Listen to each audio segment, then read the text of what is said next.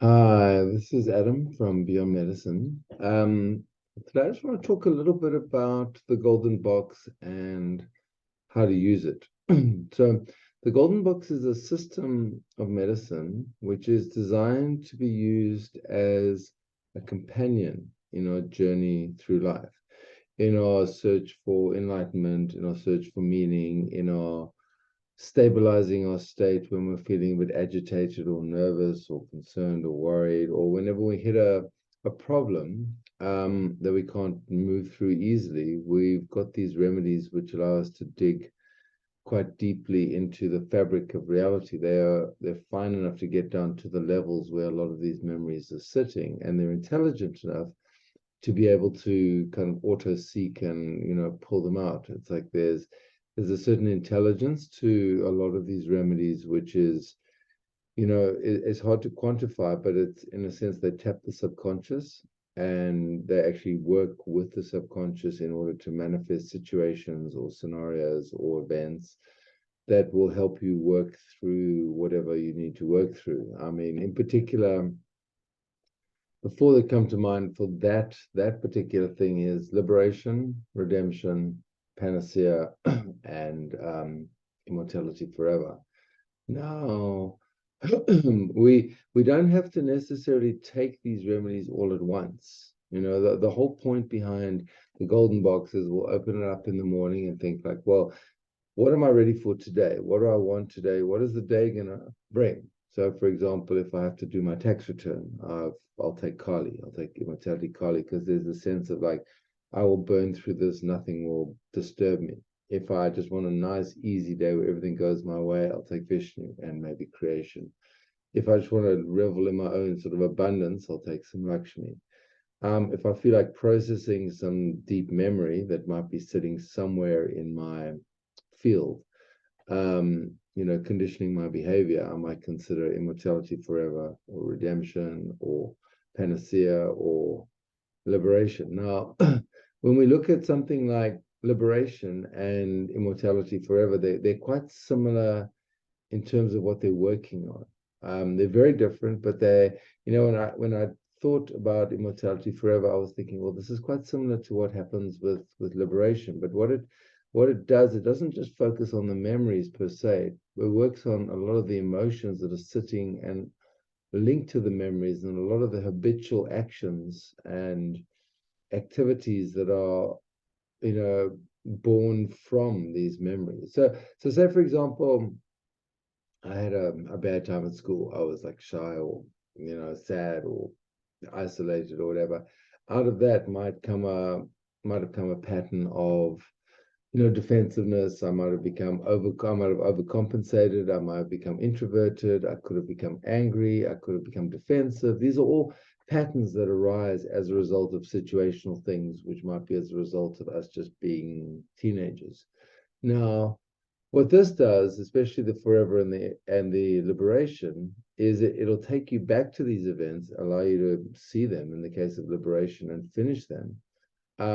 But the residue that occurred from them, is really the food for forever. Forever has a way of like going back to these particularly gnarly states from childhood, and this is often the residue which is causing disease. And like one of the aspects of immortality forever is of Ushne Vijaya, this archetypal deity that was born from the head of the Buddha. This is the story, is that she's able to cure incurable diseases. And I've seen this with myself. My eyes were getting worse and worse in spite of the immortality. Now they're getting better and better, and I'm not doing anything. I'm on the same amount of screen time, but they're actually just improving. So something that I thought was kind of incurable is now being cured. And we're seeing a number of people having these kind of things where stuff which was seemingly intractable or they'd gone everywhere to find a cure. But in truth, the cure was required to happen only once the memories that were sitting there like old vegetables that we'd left there for like 3, 4, 10, 20 years, sitting there under our bed, and then a certain amount of rot had happened from this. And this is what we do with memories, especially unprocessed memories and patterning. Patterning is like If the vegetables, the rot, the patterning might be what happens to the air as a result of that rotten vegetable. And then the environment that gets created, it might be more prone to molds or mildew or creatures or pests or the various things that assail us as humans. So what we're doing is we're cleaning the atmosphere, where we're going in there and we're getting rid of the old dead fruit, and then we're getting rid of whatever was created around that.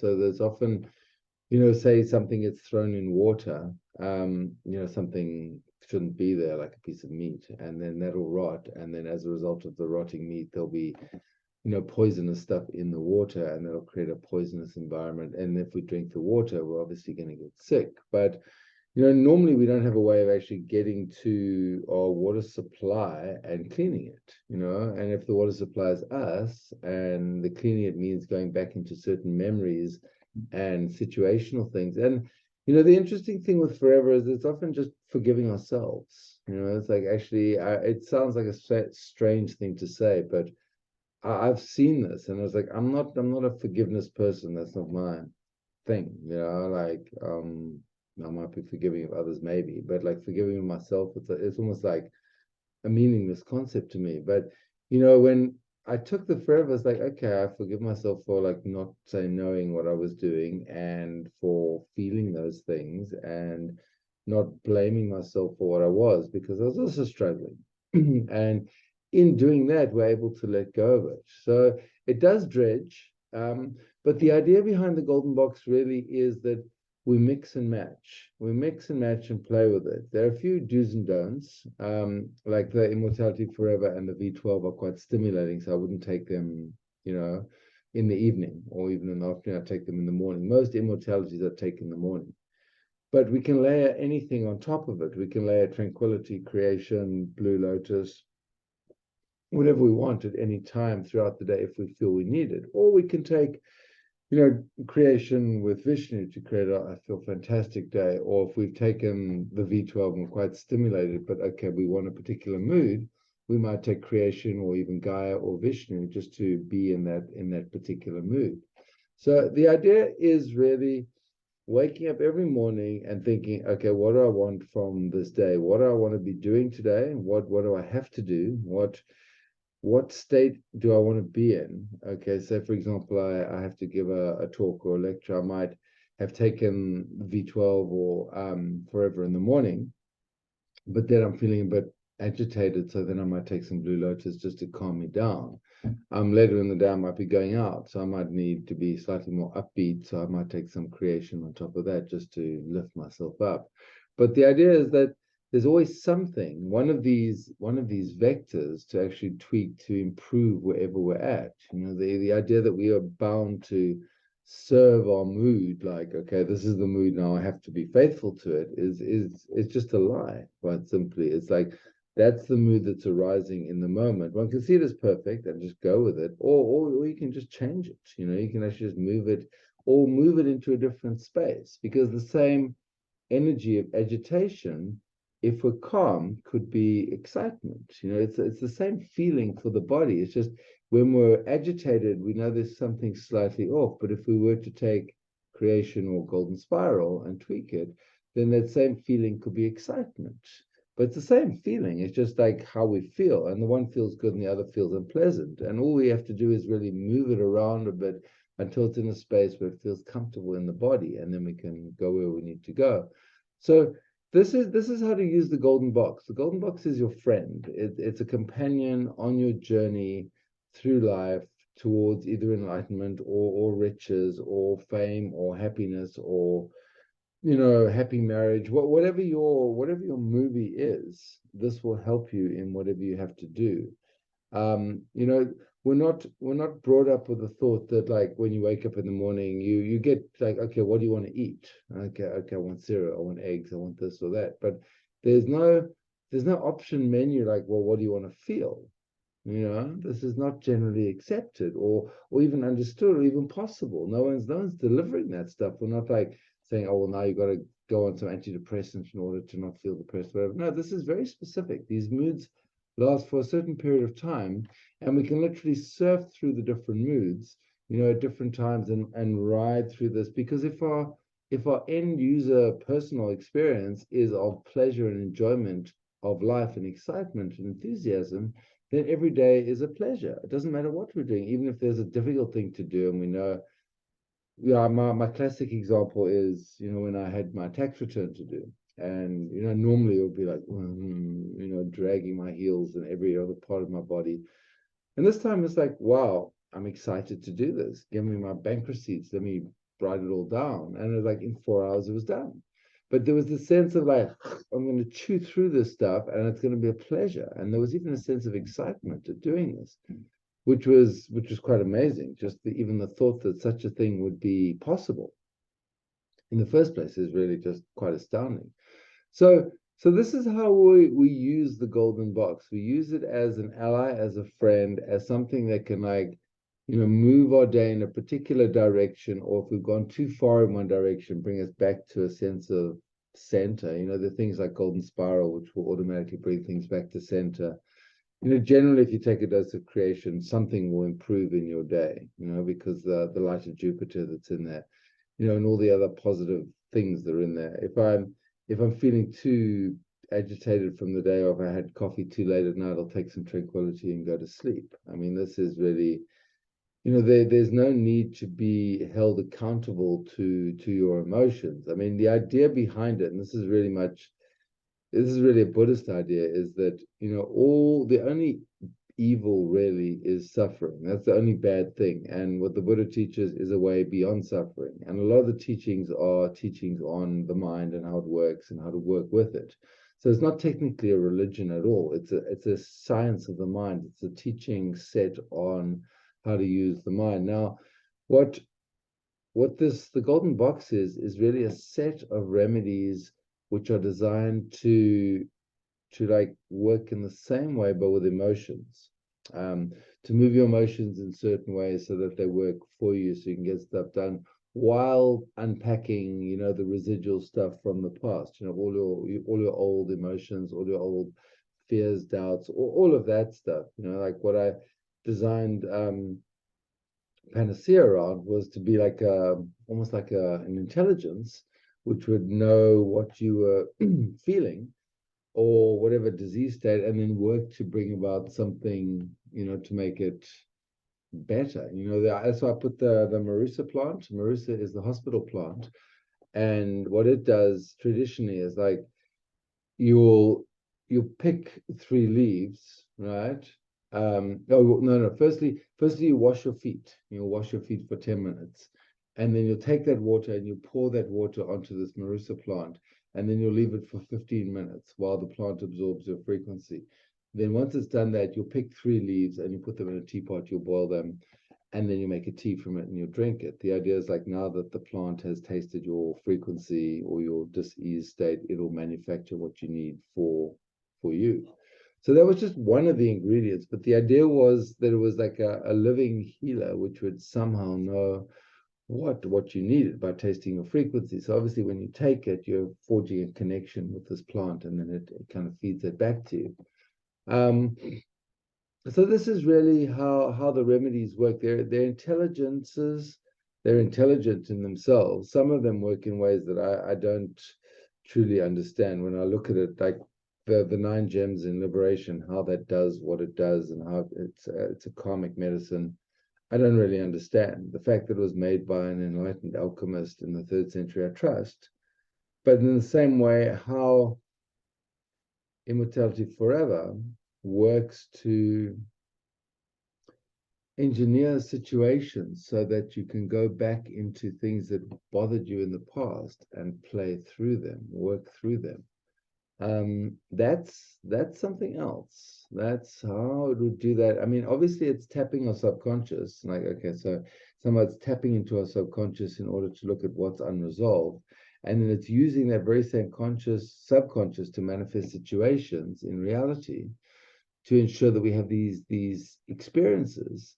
So, I mean, the example I like to use is like, we get thrown off a horse and we always have fear of horses. So somehow when we take forever, a situation will arrive by somehow we arrive at this place and somehow we get given a free horse trip, and it's on a very calm old horse, so it's very stable and safe, and we go through it and we know that we're safe and we're held in that. And in doing that, we remove this fear of horses, because it obviously came out of one event where a horse ran away with us. But the only way to cure our fear of that is to go back into it. There's no other way to do it. We literally have to do this, because this is the way memory and patterning works. The only way to do it is for the body to feel it, and to the body to say, well, like, actually, okay, maybe I misjudged the event. There was one crazy horse that ran off, but actually all horse riding is not dangerous. It's actually fine. But the only way to do that is to experience this and go back through it. And in going back through it, we clear it. But how it reaches out and somehow creates these events whereby these things just happen anywhere when we weren't even aware that we had to deal with our fear of horses. But it does this. It brings up old friendships to deal with and old issues, and then we find new ways to move through this. But the net result from that, and with all the remedies, is like every bit we clear, the faster we become, the better we become, the more onboard resourcing we have for ourselves to resource ourselves more successfully, because we're not running a whole lot of old stuff from 10, 12, 14, 16, 10, 5, whenever it was. But we've got a lifetime of memories and traumas, and like, oh, I should have done this, I didn't do this, or I wish I'd done that, or these unfulfilled dreams or things we kind of resent about ourselves, like, oh, I should have been more brave there, I should have gone up to that girl and like done whatever. I mean, these are things that kind of can plague us until we decide, well, okay, that's where I was then, but now I'm happy now, so I'm not going to hold that. But somehow in the body, these things get set up as a state of responsiveness. And what we need to do with this, and what we can do and have the potential to do, is to use the golden box as a toolkit to literally unwind the ball of yarn and then free it up, and then we can actually knit whatever we want, or weave a carpet with it. But before that, we're just sitting with this ball of twine with like 500 pieces sticking in it, and like, what do you do with that? But if that's your life and that's stuffed inside your heart and that's what's happening, that's what you go out with every day, then you come to stuff and like you don't react right because it's all scrambled, and you pull on one string, which is supposed to be love, and it pulls on an anger string or an abandonment string. And then you trigger that, and then you're playing love or abandonment instead of love. And then you're not even really in control of yourself. But if you pull out all these pieces, you pull it all out, and then it's all clear. And then you pull on the love string, and then love comes out. Or you pull on the anger string, anger comes out, then it goes away. It doesn't pull on another thing with guilt. So this is really what it's about. It's unraveling the ball of yarn. But in the process of doing that, we just get all the space that was tied up because it was just messy yarn. Now it's free, and it's all balled up and like ready to use. But the end result of this is that we become more fulfilled as people. We become more able to do what we really want to do. And it doesn't matter here. It's like if you want to be a millionaire, or, marry the most beautiful girl in the room, or, build an empire, or, have 5 children, or that doesn't matter. It's more like whatever you want to do, here's the potential to do it, because you're not running all the storyline, which is saying, I want this to happen, right? I want this to happen because I'm got a bit confused there, but like you're actually manifesting a situation which works for you, because you're not playing up all this dysfunctional archetypal stuff from the past. And the truth is, a lot of it comes from our parents, our ancestors, our history, our culture, our race, all of this. It's stuff that's been handed down to us, and like no one consulted us, like, well, what religion do you want to be? And like I know some parents who just say, okay, we're a whatever now, you'll be a whatever, like this. There was no choice given to the child. It was like, this is what we do, you'll do the same thing. It's like the kid's like, okay, do I have a choice? No, you don't. That's what you must do. Like, you must eat your vegetables, you must be this religion.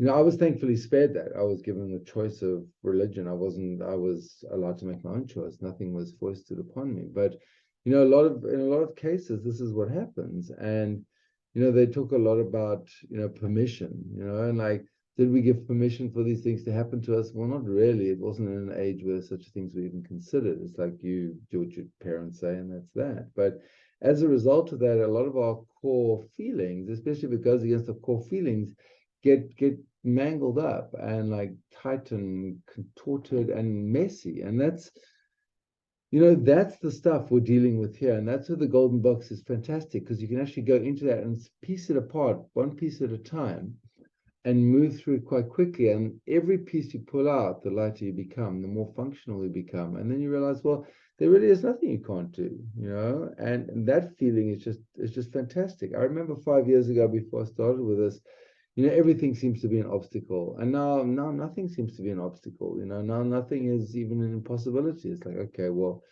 I'm not selling so much here, we'll just do something there, and then more money appears. It's like, it's actually that easy. But we literally have to give us permission to be the abundant creators we're meant to be. And a lot of the the programs out there that talk about this sort of stuff talk about that as if it's a mind thing, and that we're just somehow being difficult to ourselves and not giving ourselves this abundance. But the truth is, in my experience, 20 years of homeopathic experience and the last 5 years working with this stuff, is that it's more an emotional, somatic body experience that really needs to be worked through. And once we untangle there, and the body's able to get on board and say, yes, I agree with you, this is the right thing to do, and I'm letting go of this trauma because you just allowed me to process it, then we really move forward very quickly, because we really have to deal with the memory in the body. And if we don't know, enlightenment is complete without that, because that's where all the stuff is stored. So, the golden box now feels very complete as a system, but treat it as like your toolkit. Like, you don't, if you're fixing your car, you don't like walk around with a spanner all the time, because otherwise you're trying to screw everything in all the time, or a hammer all the time, because you don't need to hammer everything, because not everything's a nail. And this is the same thing. Like, we work out what we need at that time in the morning when we wake up, because, like it or not, when we go to sleep, something's going to happen when we go to sleep. Some dreams are going to happen. Unresolved stuff's still going to be there in the morning, or the stuff might come up from dreams which might, put us in a weird space, or we might get a strange phone call at like 12 o'clock at night, and then we go to sleep worrying about that, and then we wake up with that. So we never know what we're going to wake up with, but just to ensure that you always can count on a good day if you need a good day. You might want a day of clearing, of healing, of understanding, of revelation, and that's also on offer here. But just for those times when you're just like, oh, I can't today. Today I need time out, but I've got no time for time out. I've still got to, be a parent, and I've still got to do things. Then we have stuff like creation. We have stuff like tranquility. We have stuff like, Lakshmi and Vishnu. We have these, and Gaia, all these beautiful states where it's almost hard to have a bad day, because you're just feeling so full and rich and alive. So, acknowledging that there are many different spaces that need to be gone through. We've got the golden box, and we've got it there as a beautiful system which we can tap into at any time in order to change whatever we need to change, and allow us to work on whatever we feel like working on that day. In the morning when we wake up, I flip up in the box, like, what do I want today? And I take a few moments to think about it. It's like, okay, got to do this. Okay, that'll be good. That'll be good. Well, I'm ready for this. Let's do some of this. And maybe something comes up which is completely out of the blue, and I need something completely different. And then I've actually got something completely different. I might need Shiva, because I might need to dissociate my mind from my emotions. When I've been too in my head, I might need to take that. So, and also, if there's ever any doubt, stuff like golden spiral, you can't go wrong with golden spiral. It literally is giving you a dose of the Fibonacci ratio, the perfect ratio. So it's saying to you, align to this perfect ratio, which is actually what your cells should be aligned to at all times anyway. And just in the doing of that, posture straightens, facial alignment gets better, everything starts to improve. So this is really how we use it, because we want every day to be a blessing, a pleasure, and we want to be able to move through our enlightenment journey, or our journey to wealth or abundance, or wherever we need to go, with pleasure, and to feeling that something's got us, even when we don't have ourselves. that we can actually reach down into the set of archetypal remedies or the immortality range for a bit of extra energy, and know that this has got us. It's not going to ever judge us or let us down. It's there. It's always going to be there. All we have to do is open the box and take it. And we can mix and match. You know, like when you make a smoothie, a bit of this, a bit of this, a bit of this, we can do that. We can say, okay, I need a bit of the creation, but then I want to be in a Vishnu space. But then actually, I need to be super light, so I want to take some golden spirals. So I'll take that as well. I mean, that's a lot to take on a day. But, you know, we can layer stuff on. So if we go a very hectic day and we need a lot of energy, we can take the V12, which is a lot of power. But then we need to know, okay, maybe take a dose of Blue Lotus to calm me down a little bit. But then I need to be creative, so I'll take creation. But then maybe I need that sense of the bigger view, which you get from Gaia. I'll take that. Or I'll take Asgard, you know, because I don't want to be bound by the future and the past. I really want to be present, totally present. I'll take that in conjunction with these other ones in order to create something quite unusual. So there's no real do's and don'ts around it, except maybe don't take V12 and forever at night because they're too strong. Immortalities generally take earlier in the morning, but the rest of them can be mixed and matched as we need them, and it's there for us to use. Thanks for this. Yeah, further updates to follow.